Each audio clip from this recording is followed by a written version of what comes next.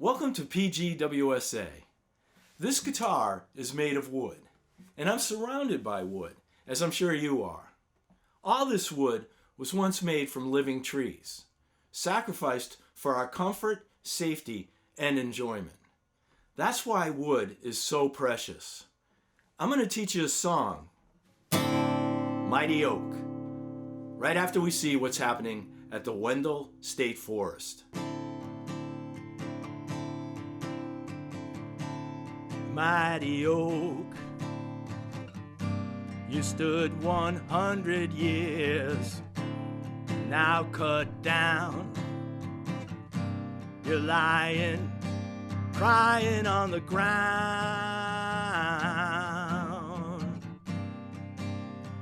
crying sap tears, and I feel like crying too. Wendell State Forest. That's what our show is about today. My name's Dan Broman, and this is Playing Guitar, Writing Songs, and what's that story about? What's that song about? Playing guitar, writing songs, and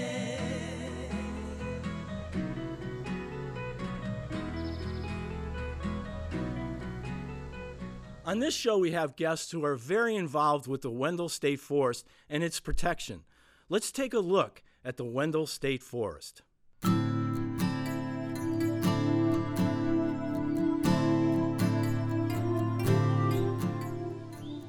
It's just a beautiful forest. We're very, very fortunate here in Wendell to have the beautiful Wicked Pond and Ruggles Pond. They have areas to camp, fireplaces and stuff like that. You can cook and places to swim in the ponds. If you like trees, if you like quiet, you like solitude, it's just a beautiful place to walk. Let's meet our guests. Glenn Ayers, right to my left, Gia Neswald, Sally Stuffin, and Jim Thornley. All members of the Wendell State Forest Alliance. Thank you for being here today. Wendell State Forest is a spectacular place, and when I was up there, the Alliance was measuring trees. Let's take a look at that video. Tree number 1's 47 3/4 inches. In Wendell, in their state forest, citizens of Massachusetts are desperately trying to measure the amount of carbon that their trees store. Carbon, most scientists are agreeing, is causing the rapid warming of the planet Earth. Warming, a report by the United Nations says, can cause the extinction of 1 million species. Man, this is a beauty. That's pretty wide. Yeah, and actually it's a double, it's a split here, this goes up that way too. Right now they're pretty much central leader oak trees, but the mature oak grows with vast limbs spreading out. They only begin that process at the age these are at. Sally, can you tell me what is carbon sequestration? Sequestration is when the carbon is, after the carbon has been absorbed by the trees, it's storage, because it's one thing to take in carbon, that's carbon absorption, but then sequestration is the storage of that carbon in safe ways, in the soil, within the tree's mass itself. That's what sequestration is safely storing that carbon. Jim, why is it so important that trees store that carbon? 30% of all the industrial carbon that's in the air now is being stored by trees, being absorbed by trees now. And that if we just left forests alone, within the next 50 years or so, they could absorb 60% of the carbon that we're producing. So That's nearly double. I mean, so you're saying that if we let trees live longer lifespans, will double our carbon sequestration. That's exactly right. So it's very important that we save as many forests and trees as we can. Yes. And we'd like to play a video right now of an interview that I did with Glenn Ayers. And in this case, we have a state agency who is proposing to chop down our forests without going through any legitimate due process, and in my opinion, not even having a legitimate regulatory foundation to even propose to cut our forests down. And we're very opposed to that. And we have been told repeatedly that there is no process available to us, no administrative process, no appeal process. Essentially, there is nothing that we can do except try to go to court or try to use civil disobedience to stop the destruction and the degradation of our own public lands in Massachusetts. And that was Glenn Ayers of the Wendell State Forest Alliance. And Glenn, you're here tonight to tell us a little bit more about what's going on. I understand you have a court case right now. Yeah, we filed a complaint in Superior Court in Greenfield, Massachusetts, alleging that DCR is breaking the law. And the basics of our argument is that DCR has concocted a process whereby they select the area they want to cut. They create a plan for that, and then they submit that plan to themselves. They review it and approve it themselves. And the regulations allow for an appeal. And so if DCR doesn't like their decision that they made about the plan they submitted to themselves, they get to appeal it to themselves. And there's nothing about that process that is legitimate. That is a completely concocted process. Mm-hmm. The law that there should be operating under says that the lands that were acquired as state parks and forests should be preserved in their natural state as much as practicable, and that no commercial activities shall be permitted except those essential to the quiet enjoyment of the facilities by the people. And we're claiming in our lawsuit that industrial scale logging of our public lands is not essential to the quiet enjoyment by the people. Right. And I've been out into the forest and I've seen what's going on out there. And in our last video, civil disobedience was mentioned as one of the few options open. We have a video that we'd like to show you about that now.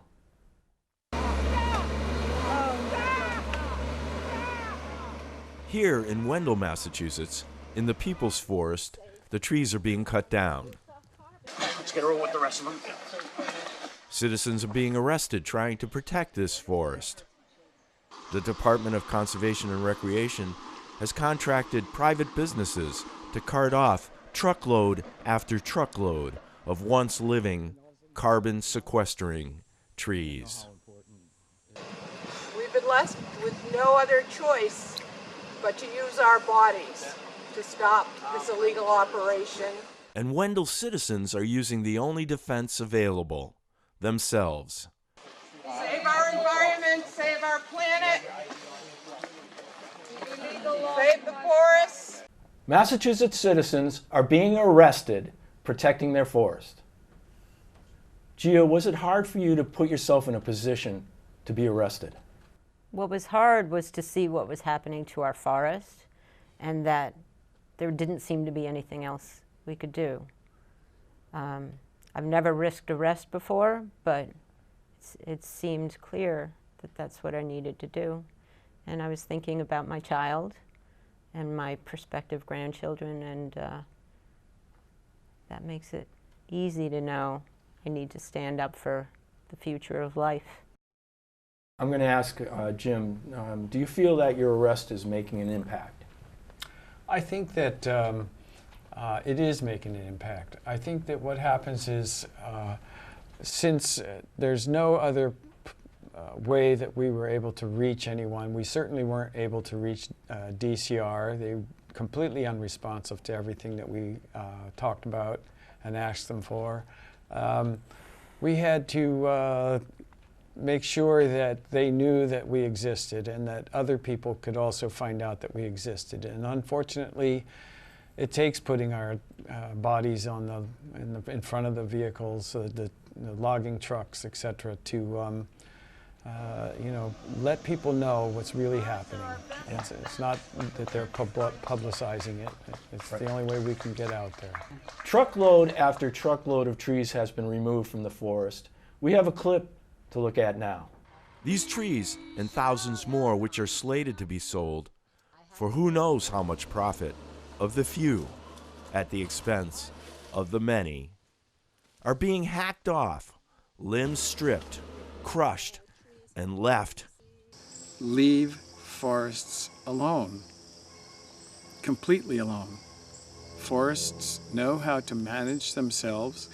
they did thousands of years before man even showed up. A fire that burns deep within the hearts of these activists as they call for the state to do the work that they are desperately trying to do, to uncover the truth about this logging. A cry for the truth about whether these trees are better off dead or alive. When I created that video, I was striving to understand what the real truth is about the logging in Wendell State Forest.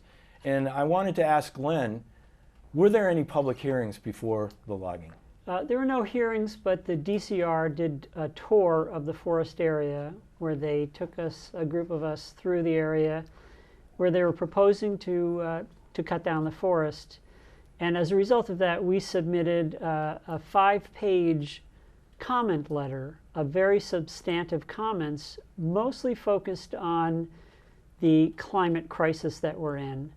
And DCR accepted those comments, and they took nothing that we submitted into consideration during this plan. As a matter of fact, we filed a public records request to see how they addressed our comments, and they responded by saying they have no records that are responsive to your request, which means that they threw them in the trash.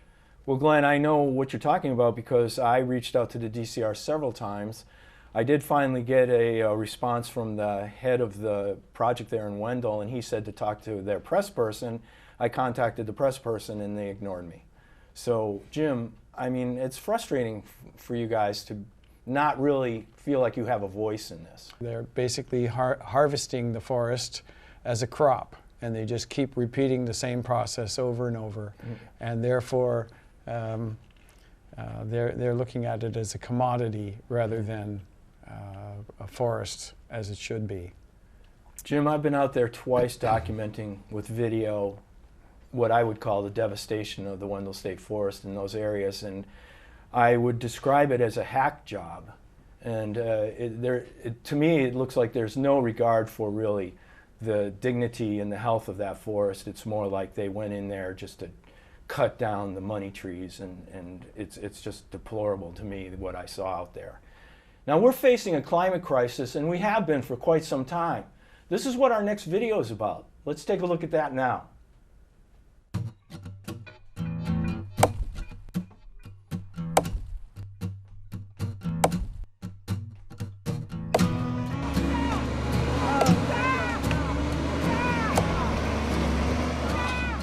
We are in a climate emergency. This is a state of emergency, and our survival and the survival of this ecosystem is on the line. These trees, so full of life, at an age where they're really starting to soak up the CO2.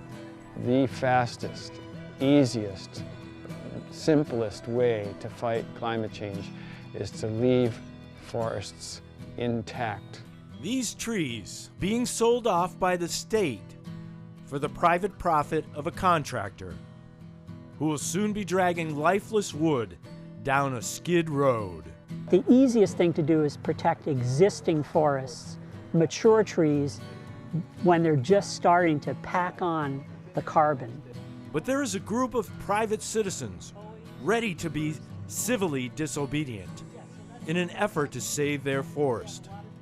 I was amazed that somebody was saying that Wendell's getting like $28 per tree or something. I think it's $3. $3 per tree. Depends on the tree. And some oaks can bring $10,000. Yeah. So there's no openness about what is happening with this wood. I've asked that question of the governor's office and of the DCR. Where is this wood going? Who's selling it? How much are they making?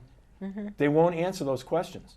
Right. We're forced to take pictures of the logging trucks on their way in and on their way out and record where they're coming from, which isn't empirical evidence of where the wood is going.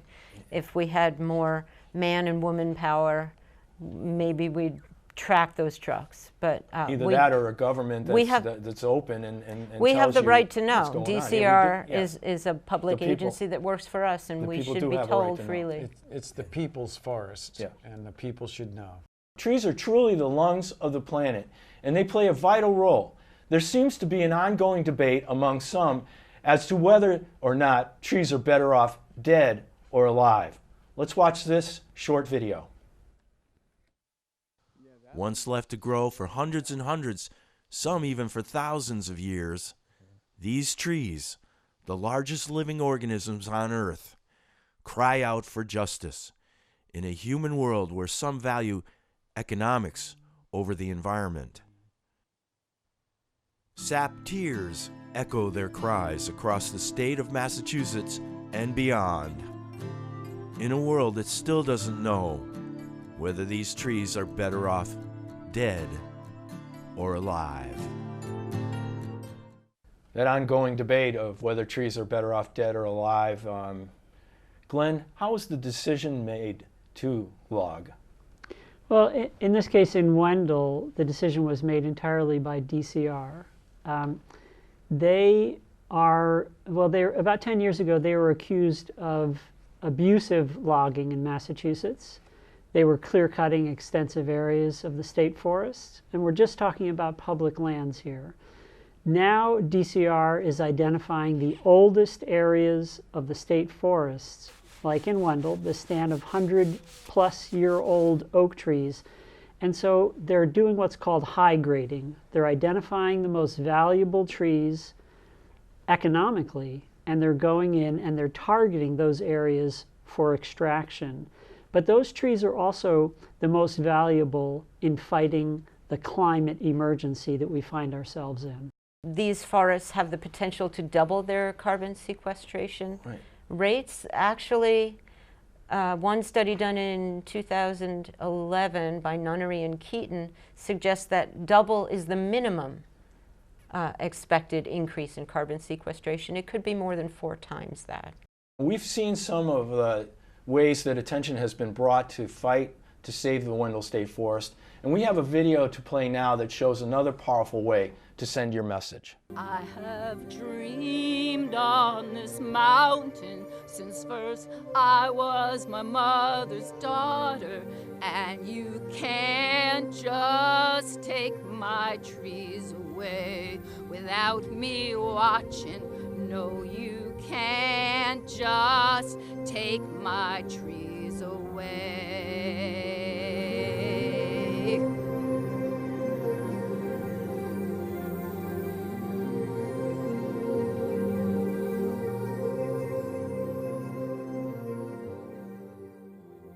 You know, Sally's song was really powerful, and now I'd like to start talking about something that can be done. Can you tell us about House Bill H897? I know, Sally, you were starting to talk about the House Bill H897. There are all kinds of things that cost money to address some of the climate issues, but saving forests does not cost anybody any money. And so this legislation is to put all of the state forest where they are really allowed to grow to their full 200, 300, 400, 500 years, and in that way really enlarge their canopies to continue to increase their rate of sequestration. We have another short video that focuses on House Bill H897. Let's take a look at it. This is Wendell State Forest, being logged by a private contractor, contracted by the Department of Conservation and Recreation. Crushed limbs and shattered trees. And this could happen in a state forest near you, unless we the people support House Bill H897. This is a very important bill that needs a lot of support. Glenn, we've been talking about the Wendell State Forest, but is this bill H897, is that for the whole state? Yeah, H897 would essentially make it illegal for the state to conduct industrial-scale logging operations on publicly owned lands that are owned by the state of Massachusetts. Those lands are essential to protecting biodiversity. We're at the beginning of the 6th great extinction, and we're also in a climate emergency. And protecting intact forests is the most important thing that we could do to address those two issues. There is no land in Massachusetts that is fully permanently protected. Even reserves, the highest classification of protection beyond forever wild, are only designated as reserves for 10 years. And then they can be logged. Yeah. This could come to a forest near you. Now we have another video that shows the destruction that has been happening at the Wendell State Forest. I'd like to play that now. This is the People's Forest. Act now before more of this happens again.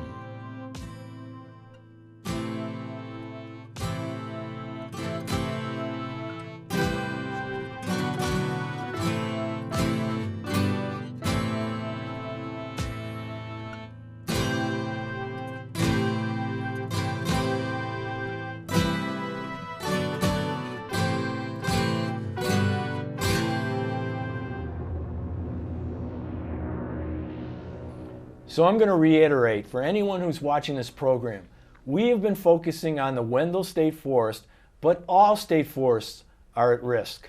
Do you have any idea of how many acres could be logged if this bill isn't passed? Right now, all of our state forest lands and state parks are subject to this kind of abusive industrial forestry. And there is no control. There, like I explained, there is no way for the citizens to appeal. There's no administrative process available. There's no adjudicatory process. And we have that in writing from the DCR that we have no standing, that the public has no standing in any process. And that is, in my opinion, and I hope to convince the court, that that is completely illegitimate and illegal. And that's what we hope to change. And that's what we've asked the courts to institute an injunction against any further activities like this. So what that means is that we've got a state agency that is acting like a logging agent. No state forests are safe. And one last thing. The state loses money on every single logging contract that they sell. So it's going to private people. So the people of Massachusetts' taxes are going to subsidize private companies. If Bill H-897 is passed, is that going to help protect our forests? Absolutely. That would be a great step toward protecting the forests, the intact forests that currently exist on our publicly owned lands, which are owned by the people of Massachusetts under the stewardship of state agencies, but that would stop them from conducting industrial scale logging on those lands. Sap tears mingle with human tears. This breaks my heart. If you love trees, if you love the climate, if you love the future for your children, you better start standing up and doing something. I want to thank you guys for being here. You guys are truly environmental heroes. Thank you. If you'd like to learn more about the Wendell State Forest Alliance, you can go to massforestrescue.org. Or if you want to learn about House Bill H-897, savemassforests.com. Now I'd like to thank the crew because they make this show a reality. Marilyn Brillman, Ed Burr, Kara Burr, Aaron Connor, Billy Davis, Gary Petty, and a special thank you to Justin. Justin's the executive director here, and he's our director, and he's been doing a fantastic job. We're really lucky here in Abington. I want to close with a song that I wrote for the Wendell State Forest and the Wendell State Forest Alliance. It's called Mighty Oak.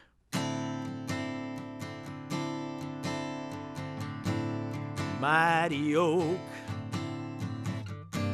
you stood 100 years, now cut down, you're lying, crying on the ground,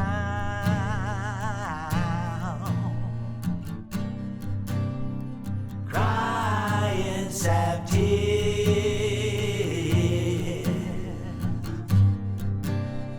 and I feel like crying too.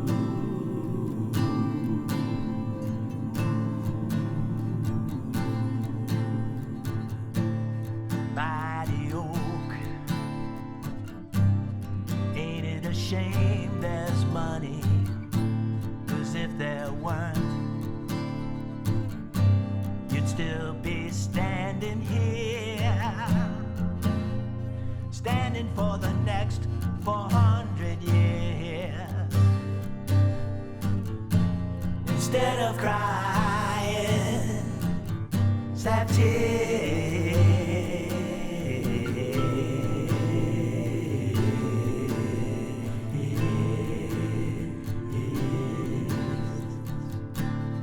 Mighty oak, I feel your pain. My tears are falling too. My tears fell with you. And now I'm lying on the ground. Now I'm crying. And I feel like dying with you.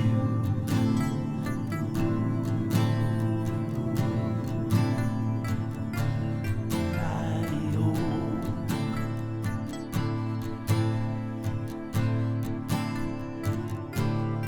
mighty oak,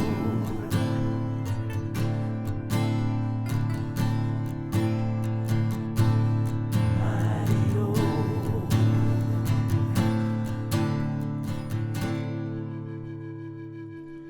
As promised, I'm going to teach you the chords to Mighty Oak.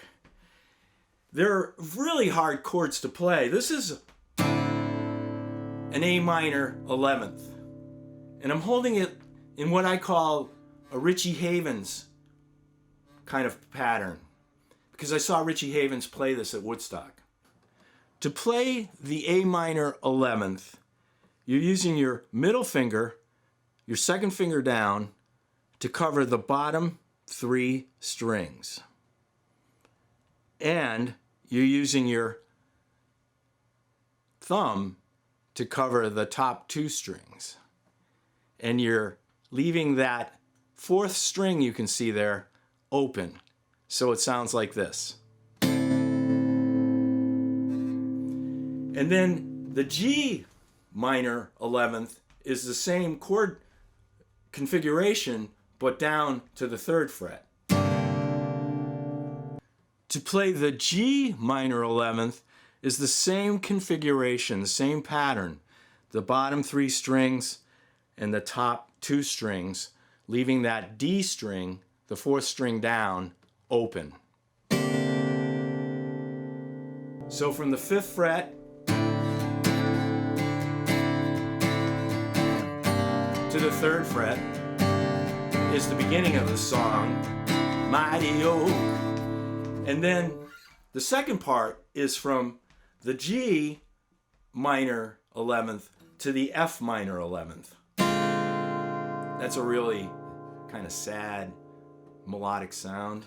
The F minor 11th is played on the 1st fret, and you're using your middle finger, the second finger down, to cover the bottom 3 strings, and you're using your thumb to cover the top 2 strings, which are the 6th and 5th string, and you're leaving your 4th string, the D string, open.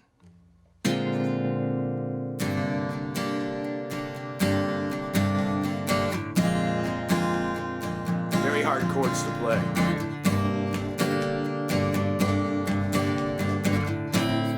Mighty oak stood 100 years, now cut down. You're lying, crying on the ground. And it gives you that really sad, somber sound that we're looking for, because the idea that all these trees are being cut down in such a barbaric fashion is sad. I'm Dan Brillman, reporting for e-awakening.com.